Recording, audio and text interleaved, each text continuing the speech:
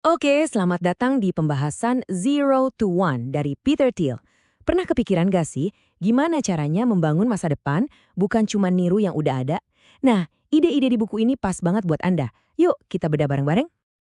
Till itu mulai dengan sebuah tantangan. Cuma satu pertanyaan aja. Tapi ini yang dia pakai buat misahin pemikir biasa sama inovator sejati. Pertanyaannya tuh, Kelihatannya simpel ya? Coba deh, jawab sekarang. Susah kan? Nah, itu. Karena dari kecil kita diajarin buat setuju sama apa yang udah ada. Jadi nemuin kebenaran yang gak populer itu bukan cuma soal jenius, tapi soal berani beda, berani sendirian. Dan kata Thiel, keberanian itu jauh lebih langka daripada kejeniusan.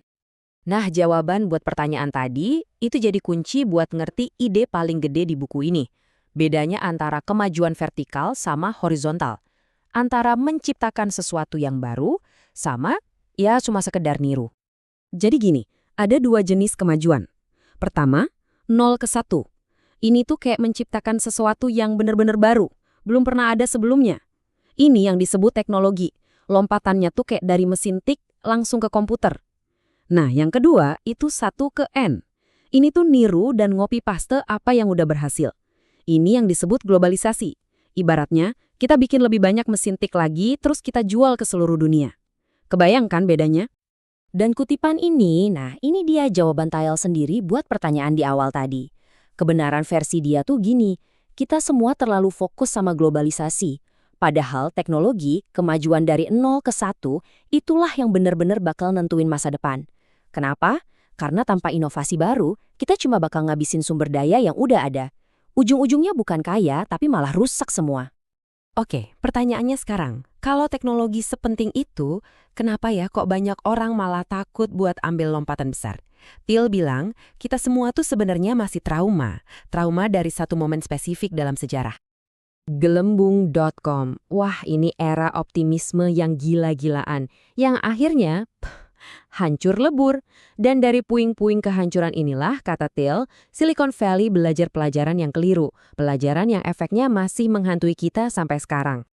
Gara-gara kehancuran itu, lahirlah semacam aturan baru, dogma baru. Punya visi besar? Wah, terlalu berisiko. Bikin rencana jangka panjang dianggap sombong. Jadi ya udah, mending fokus aja sama perbaikan-perbaikan kecil, tetap fleksibel, dan yang penting, kalahkan kompetitor. Inilah resep aman yang akhirnya diikutin semua orang. Tapi Thiel, dia nolak mentah-mentah semua itu. Buat dia, kebenaran itu justru sebaliknya. Berani ambil resiko itu lebih baik daripada main aman di hal sepele.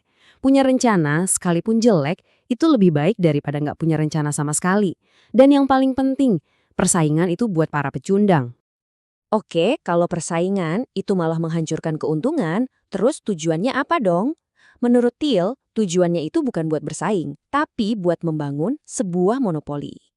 Tunggu dulu, monopoli. Bukannya itu ilegal dan jelek? Nah, bukan monopoli yang kayak gitu.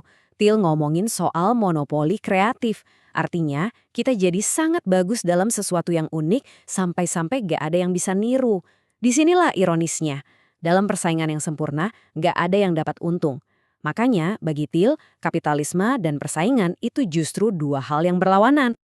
Thiel bahkan membalik kutipan terkenal dari Tolstoy buat ngerangkum filosofinya ini. Semua perusahaan yang sukses itu beda-beda karena masing-masing berhasil menciptakan monopoli yang unik buat mereka.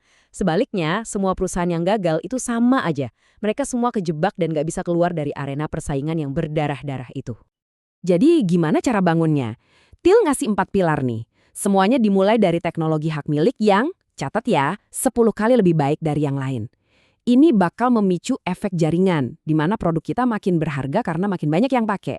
Terus, ini memungkinkan kita mencapai skala ekonomi yang kuat, dan semua ini dibungkus sama pencitraan merek yang ikonik dan gak ada duanya. Dan ternyata, ngebangun monopoli itu bukan cuma soal bisnis loh. Ini adalah cerminan dari cara kita mandang masa depan itu sendiri. Pertanyaannya jadi, kita ini percaya sama keberuntungan atau sama sebuah rencana? Orang-orang sukses kan sering banget bilang kalau mereka cuma beruntung. Thiel nggak percaya sama sekali sama itu. Dia bilang, kita ini udah nyerah sama tirani kebetulan. Kita lupa kalau kita sebenarnya bisa loh ngerancang masa depan kita sendiri. Thiel memetakan cara pandang soal masa depan ke dalam 4 kuadran ini.